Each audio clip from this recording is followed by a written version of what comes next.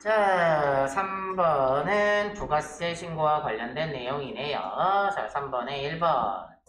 다음 회사는 과세사업과 면세사업을 영위하는 겸용사업자이다. 다음 자료를 보고 2020년 1기 확정 부가세 신고기간에 대한 공제받지 못할 매입세액 명세서 중에 납부세액 또는 환급세액 재계산이래요. 재계산 탭을 작성하시오. 단, 제시된 자료 이외에 공통으로 사용되는 자산은 없고 각 과세기간마다 명세서를 적절히 작성했다고 가정하며 기장된 자료는 무시하고 자료를 새로 입력하라고 하네요. 자, 밑에 2019년 과세사업과 면세사업에 공통으로 사용되는 자산의 취득 내역이 건물이 있고 원재료가 있는데요. 우리가 납부세액, 환급세액 재계산의 경우에는요. 감가상각 자산만 하는 거죠. 그래서 원재료는 하시면 안 돼요. 자, 이거는 우리가 공통매입세액 안분계산이나 정산을 하는 내용이지 원재료는 소모성이기 때문에 얘는 납부세액, 환급세액 재계산하는 게 아닙니다. 그래서 원재료는 함정이에요. 자, 밑에는 공급과액 내역이 나와 있으니까 자, 보고 입력을 해보도록 할게요. 자, 일단 부가가치 들어가셔서 공제받지 못할 매입세액 명세서. 자, 지금 신고기간이 1기 확정이니까 자, 납부세액, 환급세액 재계산은 확정 때만 하는 겁니다. 4월에서 6월 입력하시고 우리는 납부세액 또는 환급세액 재계산 탭을 누르시고 자, 지금 재계산해야 되는 내용이 건물이죠. 그래서 건물이나 구축물은 1번 전표 데이터 불러오시겠습니까? 하면 아니요 하세요. 자, 그러면 여기 건물, 구축물을 선택을 하게 되면 체감률이 알아서 5%라고 나와요. 자, 여기에서 우리가 만약에 기타 감가상각자산을 선택하게 되면 체감률은 25%로 나옵니다. 자, 그러면 해당 건물의 매입세액이 얼마죠? 2천만 원이죠? 2천만 원 쓰시고 취득 연월은 2019년 02월이에요. 그러면 2019년 02월 입력하니까 경과 과세기간이 이 과세기간이 지났다라는 거죠. 그래서 2019년 1기 지났고요. 2019년 2기 지나고 자, 지금 2020년 1기째 하는 중이잖아요. 그러니까 이미 지난 과세기간은 이 과세기간이 지났다는 얘기입니다. 자, 그래서 경감률이 90이에요. 왜냐하면 5%씩 이 과세기간이니까 10%만큼 없어진 거예요. 그래서 경감률이 90이 되고요. 자, 다음 그러면 이제 증가 또는 감소된 면세 비율을 찾아볼게요. 당기의 총 공급이 얼마죠? 당기는 2020년 1기니까 과세가 6억, 면세가 2억, 그래서 8억이 되겠네요. 총 공급가액은 8억. 그 중에 면세가 2억이라고 했어요. 2억. 자, 다음 직전 과세기간이랑 비교를 해야 되니까 직전 과세기간 2019년 2기 총 공급은 과세가 3억, 면세가 3억, 그래서 6억이에요. 그래서 총 공급은 6억. 그 중에 면세가 3억. 자, 그러면 직전 과세기간이랑 비교를 했을 때 전기에는 면세 비율이 50%였는데 단기에는 면세 비율이 25%예요. 그죠? 그럼 25%가 줄었으니까 그만큼 환급을 받아야 되겠네요. 그래서 마이너스 450만 원이 됩니다. 되셨으면 다음 2번 갈까요? 자, 2번. 2번은 다음 자료와 유의사항을 토대로 2020년 2기 확정신고기간에 부가가치세 신고서를 작성하시오 그랬네요. 자, 부가가치세 신고서 들어가셔서 2기 확정이니까 10월에서 12월. 자, 매출자료 먼저 볼까요? 매출자료 1번 전자세금계산서 과세 매출액이 12억 4,300 부가세 별도네요. 자, 세금계산서 매출의 세금계산서니까 1번에다가 12억 4,300 입력하시면 1억 2,430이 나오죠. 다음 2번 매출처에 접대 목적으로 제품 원가 1,000만원, 시가 1,200만원을 제공했대요. 단 제품 제조에 사용되는 재원은 모두 매입세 공제를 받았다고 했네요. 자, 그러면 얘는 접대 목적으로 제품을 준 거예요. 얘 뭐에 해당해요? 간주 공급에 해당하겠죠? 간주 공급은 증빙서류가 없으니까 4번 기타에다가 원가로 써요? 시가로 써요? 시가로 써야 되겠죠? 그래서 1200에 120이 됩니다. 다음 3번 2019년 2기 확정신고 시 대손세 공제를 받았던 외상매출금 2,750만원 부가세 포함 이 중에 50%를 회수했대요. 그러면 대손세액을 공제받았던 걸 다시 토해내야 되겠죠? 자, 그러면 계산해 볼까요? 2,750만원에 50%니까 나누기 2 하면은 1,375만원이고 이 중에 세액만 뽑아내야 되죠? 그러니까 곱하기 110분의 10이 되겠네요. 그러면 125만원을 다시 토해내야 됩니다. 그래서 얘는 대손세액 가감에다가 공제 받을 때는 마이너스로 쓰지만 다시 내야 되니까 플러스로 125만원 이렇게 쓰셔야 됩니다. 매출 자료의 3번이요. 매출 자료는 끝났고요.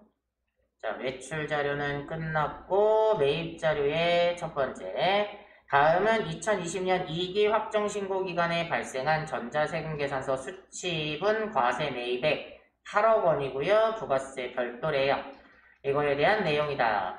단 아래 기계장치 외에는 고정자산 매입은 없음. 자, 제품 생산용으로 구입한 기계장치가 2억 3,500짜리가 있고요. 그럼 얘는 고정자산 매입한 거잖아요. 그러니까 11번에다가 2억 3,500에 2,350이 되고요. 두 번째, 접대 목적으로 구입한 물품은 고정자산 아니니까 일반 매입에다가 500에 50을 쓴 다음에 얘는 접대비라서 공제가 안 되는 애잖아요. 그러니까 공제받지 못할 매입세액에다가 500에 50을 한 번 더 써주셔야 됩니다. 다음 3번에 보시면 제조 관련 원자료 매입 일반 매입액이 5억 6천이니까 여기 일반 매입에다가 포함을 시켜줘야 되겠네요. 그러면 5억 6,500에 5,650이 되겠죠. 자, 그런데 밑에 원재료 매입액에는 지연수치분 2천만원이 포함되어 있대요. 그럼 지연수치 가산세 내야 되겠죠. 그래서 가산세 항목에 지연수치 가산세에 2천만원 이렇게 써주시면 10만원의 가산세가 나오네요.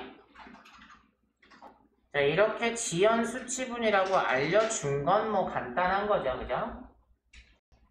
다음 기타 자료에 보시면 2020년 2기 예정신고 미환급세액이 1,150만원이래요. 자, 예정신고 미환급세액 21번에다가 1,150만원을 입력하시면 되고요. 유의사항에 보시면 불러오는 자료는 무시하고 직접 입력할 것, 세부담 최소화를 가정하고 전자신고 세액공제는 생략한대요. 자, 그럼 전자신고 세액공제 10,000원 못 받겠네요.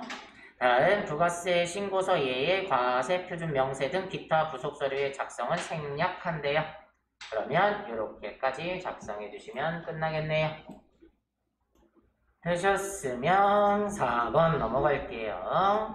4번 결산이네요. 자, 결산에 들어오게 되면 자 일단 자동수동 구분할게요. 1번 당사는 기중 당사의 주주인 김관우에게 금전을 대여하고 다음과 같은 차용증서를 수령하였다. 결산 시 이자 수익과 관련된 회계 처리를 입력하라. 단 이자 수익은 월할 계산 1월 미만의 일수는 1월로 간주하고 원천징수와 관련된 회계 처리는 생략한다. 자동인가요? 수동인가요?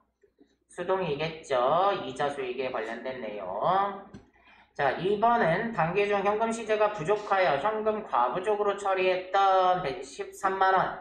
현금 과부족은 수동이죠. 다음 3번의 감가상각은 자동이고요. 4번의 대손충당금도 자동. 5번의 법인세도 자동이네요. 자, 그러면 수동부터 할게요. 자, 회계관리에 일반점표 들어가셔서 날짜는 12월 31일자로 1번. 자, 다시 문제 한번 볼게요. 당사는 기중 당사의 주주인 김관호에게 금전을 대여하고 다음과 같은 차용증서를 수령하였다. 결산 시 이자 수익과 관련된 회계 처리를 입력하라. 이자 수익은 월할 계산 1월 미만의 일수는 1월로 간주하고 원천징수와 관련된 회계 처리는 생략한대요. 자, 회사에서 돈을 빌려준 거예요. 주주한테. 그런데 자, 밑에 금액은 2억 4천이고요. 2억 4천. 금전 차입 기간은 2020년 9월부터 2021년 8월 말일까지요. 이자 지급 조건은 연 10% 만기 원금 상환 시 이자를 지급할 거래요. 부불제.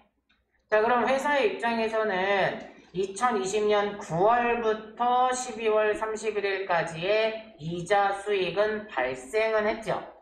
발생은 했는데 내년에 8월 31일 날 한 번에 받겠다라는 얘기예요. 자, 그러면 대변에 이자 수익이 발생했어요. 자, 얼마인가요? 금액은 2억 4천만 원에 2억 4천만 원에 연이율이 10%죠. 그러면 0.1 곱하면 2,400만 원이 되고요. 이 금액은 12개월치니까 우리가 인식해야 되는 이자는 몇 개월치요? 9, 10, 11, 12, 4개월이네요. 그러면 12분의 4를 곱하면 되겠네요. 그러면 4개월치는 800만원에 해당합니다. 그래서 이자 수익이 800만원이 발생은 했는데 차변에 내년에 받기로 했다. 아직 못 받았다. 미수 수익으로 처리하시면 되겠네요. 다음 2번 단기 중 현금 시재가 부족하여 현금 과부족으로 처리했던 13만원을 결산일에 확인한 결과 내용은 다음과 같았다. 단 관련 회계 처리 날짜는 결산일로 하고 하나의 점표를 입력하며 기중에 인식된 현금 과부족은 적절히 회계 처리되었다고 가정한다. 자, 현금 시재가 부족하여 현금 과부족으로 처리했던 이랬으면 현금 과부족의 잔액이 어느 변에 있다는 얘기예요? 차변에 있다는 얘기죠. 그러면 대변으로 없애줘야 되니까 대변에 현금 과부족 얼마를? 13만원을. 자, 밑에 보니까 원인을 찾았네요. 자, 내용에 보시면 영업부 매출 거래처 대표이사의 자녀 결혼 축의금으로 10만원 냈대요. 자, 얘는 뭘로 처리하시면 돼요? 접대비로 하시면 되겠죠. 영업부 매출거래처니까 800번대로 10만원 하시고, 자, 밑에 원재료 매입시 운반비 지급의 누락분이래요. 간이 영수증 수령했대요. 3만원. 그러면 원재료 매입시 운임이니까 뭘로 처리하시면 돼요? 원재료로 처리하시면 되겠죠. 그래서 차변에 원재료로 처리를 하시면 됩니다. 자, 이렇게 하시면 수동은 다 했고요. 3번부터는 자동이니까 자, 결산자료 입력 1월에서 12월 하시고 3번은 비말 현재 보유하고 있는 감가상각 자산은 다음과 같다. 감가상각비와 관련된 회계 처리를 하시오. 단 제시된 자료 이외에 감가상각 자산은 없다고 가정하고 월할 상각할 것 그랬네요.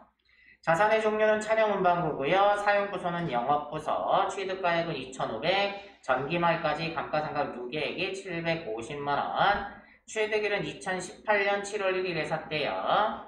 자, 감가상각 방법은 정액법이고 내용연수 5년, 잔존가치는 없대요. 자, 얘는 1년 사용한 거잖아요. 그쵸? 2020년치를 하는 거니까 월할 상각할 필요도 없네요. 그죠? 2020년 1년 동안 감가상각을 얼마 하면 돼요? 정액법으로 한다고 했으니까 취득가액 2,500이 내용연수 5년 그러면 1년에 500씩 상각하면 되겠네요. 자, 그러면 영업부라고 했으니까 밑으로 좀 내려오시면 여기 판매비와 관리비 중에 감가상각비 차량 운반구에다가 얼마? 500을 쓰시면 되겠네요. 다음 4번은 기말현재 외상매출금과 단기 대여금에 대하여 1%의 대손충당금을 보충법으로 설정하기로 한다. 단기 중 대손 처리된 금액은 없다 그랬네요. 자, 대손충당금은 요 위에 F8번 대손상각을 클릭하셔서 1%는 맞으니까 그냥 두시고 우리는 외상매출금하고 단기 대여금만 하라고 그랬죠? 그러면 나머지 해당이 없는 애들은 지워줄게요. 받으러음 지우시고 미수금, 미수수익, 미수금 다 지울게요. 자, 그러면 외상매출금, 단기 대여금만 이 상태로 결산 반영하시면 얘가 자 여기 외상매출금은 여기에 반영이 될 거고요. 그 다음에 단기 대여금은 밑에 있어요. 여기에 반영이 될 겁니다. 되셨으면 5번은 법인세네요. 맨 아래로 내려오셔서 자, 결산서상 법인세 등은 1,500만원으로 예상된다. 단기 법인세 중간이납세액 600만원과 원천징수세액 50만원은 기납부세액으로 처리되어 있다. 자, 그 내용이 여기 있는 거잖아요. 650만원이 이미 선납세금으로 처리가 돼 있다. 이런 뜻이고요. 그러면 미리 낸 거 650만원 먼저 털어주고요. 우리가 법인세가 1,500이죠? 1,500인데 650을 먼저 냈대요. 그러면 얼마만 추가로 더 내면 되나요? 850만원만 추가 계상액에다가 이렇게 써주시면 법인세 등이 1,500으로 맞춰지네요. 자, 자동도 끝났으니까 전표 추가 꼭 눌러주시고요. 이렇게까지 마무리하시면 되겠네요. 되셨으면 5번 갈게요. 원천징수와 관련된 내용. 5번에 1번은 다음 자료를 이용하여 사무직 이종석 사원 102번 에 대해 수당 공제 등록 후 급여 자료를 입력하고 원천징수 이행상황 신고서를 작성하시오 그랬네요. 불러온 자료는 무시하고 아래 자료를 입력하며 급여 자료에 해당 없는 수당은 두로 표시한대요. 자, 그러면 원천징수 탭에 가셔서 급여 자료 입력 들어가신 다음에 자, 수당 공제를 먼저 하자고 했죠? 수당 공제 들어가셔서 뭐뭐 있나 볼게요. 기본급 있고요. 상여는 없으니까 부로 뺄 거고 직책수당도 없으니까 부로 빼고 월차수당도 없으니까 부로 빼고 식대는 있죠? 근데 밑에 내용에 보시면 두 번째 항목에 10대와 자가운전 보조금은 소득세법상 비과세 요건을 충족한다고 나와 있네요. 그럼 그냥 비과세로 두시고요. 야간 근로수당은 없으니까 부로 뺄게요. 다음 공제는 추가할 내용이 따로 없으니까 이 상태로 확인하시고 입력할게요. 8분이죠. 1월분 지급일은 매달 말일이라고 했으니까 31일. 이종석 사원의 기본급은 200만원, 식대가 12만원, 자가운전 보조금이 20만원, 국민연금은 17만 6,400원, 건강보험이 12만 2,300원, 장기요양이 9,020원, 고용보험이 13,130원, 소득세는 2만 170원, 지방소득세 2,010원 맞네요. 자, 이렇게 입력이 끝나고 나면 모두 작성하라고 그랬었죠? 원천징수 이행상황 신고서. 자, 2020년 1월 귀속분 1월 지급이네요. 자, 정기신고로. 자, 이번에 2만 170원을 납부를 해야 되는데 전월 미환급세액이 15,000원이 있었대요. 전월 미환급에 15,000원 입력을 해주시면 이번에 5,170원만 납부를 하면 되겠네요. 이렇게까지 마무리를 해주시고 저장은 꼭 하셔야 됩니다. 자, 2번 다음 자료와 유의사항을 토대로 김한방 4번 105번에 연말정산과 관련된 자료를 연말정산 추가자료 입력 메뉴에 월세, 주택, 임차 차입 탭과 연말정산 입력 탭을 입력하래요. 자, 밑에 부양가족의 내용이 나와 있는데 그거는 옆에 문제를 풀면서 같이 보도록 할게요. 연말정산 추가자료 입력 들어가셔서 김한방이죠? F2번 누르셔서 김한방 찾으시고 자, 첫 번째 항목이 보험료가 나왔네요. 보험료 아버지 건데요. 보장성 보험료 피보험자가 아버지인 김종순으로 되어 있어요. 계약자는 김한방이고 60만원. 그럼 아버지를 봤더니 자, 아버지를 봤더니 양도소득 금액이 500만원이나 있어요. 그럼 소득 금액이 100만원이 넘어가니까 공제 대상이 아니죠. 공제 대상이 아니니까 보장성 보험료 공제 안 해주겠네요. 두 번째, 자녀 김가연의 보장성 보험료 피보험자는 김가연이고 계약자는 김한방이래요. 100만원. 그러면 자녀 김가연을 봤더니 소득이 없죠? 그래서 기본공제 대상자가 되니까 공제 대상이네요. 그러면 일반 보장성 보험 1반에다가 100만원 쓰시면 됩니다. 다음 의료비 갈게요. 의료비 어머니 백내장 수술비 80만원 있고 질병치료 목적 한약 구입비가 30만원이 있어요. 근데 의료비는 나이 제한 소득 제한이 없죠?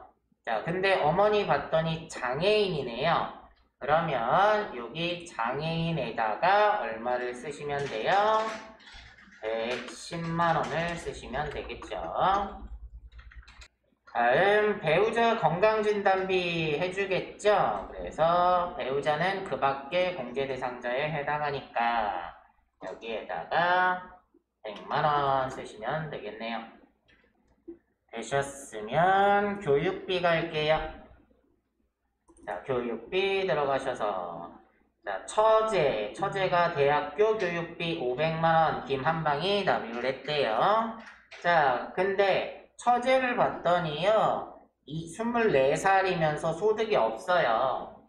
자, 그러면 교육비는 소득 제한만 있다고 그랬죠. 나이 제한이 없어요. 그러니까 대학교까지는 해주겠죠. 그래서 대학생에다가 500만원 입력하시고요. 다음 자녀 김가연이 아까 16살이고요. 얘는 현장 체험학습비 50만원이라고 그랬는데 얼마까지 한도가 있죠? 30만원이요. 방과후학교 수업비 30만원도 해주겠죠. 그래서 얘는 초중고에다가 현장 체험학습비 30만원, 방과후 수업비 30만원에서 60만원을 써주시면 됩니다. 다음 김나연은 유치원 수업료 240만원, 여기에 방과후 과정에 특별활동비 20만원 포함이라고 했죠? 방과후 특별활동비도 공제 대상이 되니까 240만원 다 되고요. 거기에 태권도장 수업료, 자 유치원이니까 체육시설 학원 공제해주겠죠? 그래서 취약전 아동에다가 다 합쳐서 쓰시면 되겠네요. 그래서 300만원 이렇게 쓰시고요. 자 여기까지 교육비는 됐고요. 다음 밑에 기부금이 나왔네요. 자 첫 번째 본인 정치자금 기부금은 해주겠죠. 정치자금 기부금은 본인만 해줍니다. 자 들어가셔서 정치자금 기부금이 20만원이니까 10만원까지는 세액공제로 해주고 초과분에 대해서는 법정 기부금으로 공제를 해주고 있네요. 다음 처제가 이재민 구호금품 50만원인데 처제 기부금은요 나이 제한은 없고 소득 제한만 있어요. 근데 처제가 돈을 못 버니까 공제 받을 수 있겠네요. 이재민 구호금품은 법정 기부금에 해당하니까 법정 당해 기부금에다가 50만원 쓰셔야 됩니다. 다음 넘어가시면 월세가 나와 있네요. 자, 김한방이 총 급여가 6,600이에요. 7천만원 안 넘으니까 월세 공제해 줄 겁니다. 자, 월세 주택 임차 탭에 가셔서 임대인의 인적사항을 쓰시면 되겠네요. 자, 이름은 임대세, 주민번호는 560105 1234567. 유형은요 단독주택이니까 1번, 면적은 80제곱이고요 주소는 서울시 서초구 효령로 309가 되고요. 계약 기간은요 2019년 06월 1일부터 2021년 05월 31일까지 연간 월세액은 80만원씩 1년이니까 960만원이 되겠네요. 자, 요렇게까지 입력을 하시면 되고요. 자, 여기에다 입력하시면 연말정산의 아래쪽에 여기 나온다고 했어요. 마지막 신용카드네요. 자, 42번 신용카드 들어가셔서 자, 신용카드 2천만원을 썼는데 거기에 전통시장 사용분이 50만원, 회사 경비 사용금액이 200만원이래요. 자, 전통시장은 따로 입력할 거고요. 회사 경비로 쓴 건 인정 안 해준다고 그랬죠? 그러면 총 250을 빼면 1750만원은 공제받을 수 있고요. 전통시장에다가 50만원 쓰시고 밑에 나온 게 현금 영수증 중고자동차 구입비 800만원인데 중고자동차는 10% 해준다고 했죠. 10% 태권도장 수업료 60만원. 자, 위 자녀 김나연 교육비 지출액이라고 그랬는데 미취학 아동이잖아요. 그죠? 그러니까 중복공제가 되겠죠. 그래서 현금 영수증에 중고자동차 구입비 800만원의 10%인 80만원하고 태권도장 수업료 60만원 하면 140만원을 입력을 하시면 되겠네요. 현금 영수증에다가 140만원. 자, 위 신용카드 사용액은 모두 본인 지출이래요. 여기까지 입력을 하시면 끝나네요.